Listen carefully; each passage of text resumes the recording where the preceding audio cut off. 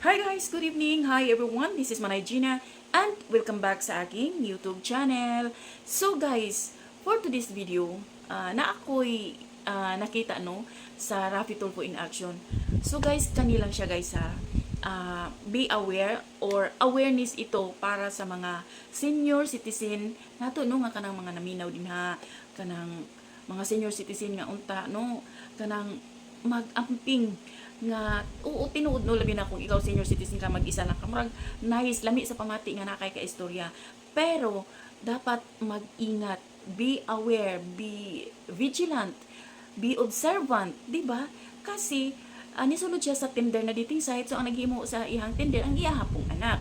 Pero syempre ang ihang anak ang purpose nga para lang at least malingaw ilahang mama siguro ana di ba wata kabalo karon na siya ka istorya karon nga afam.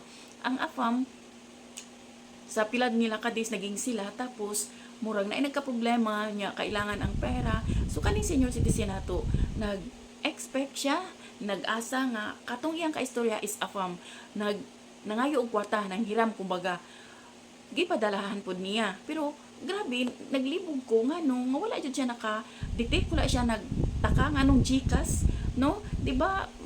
Kung ikaw magtaka ka na nganong sa GCash man nga afam man ka, so karon luoy ang senior citizen kay niabot og 100,000 plus ang ihang napadala sa AFAM. Pero guys, kay GCash kabalo gid ta nga dili na AFAM, mga Pinoy na pud na nga mga scammer.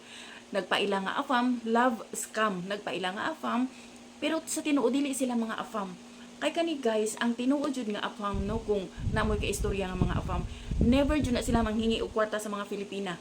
Sila ang magpadala og kwarta sa Pinay, dili kay mangayo sila kwarta sa mga Pilipina, dili jud na, wala jud na nahitabo.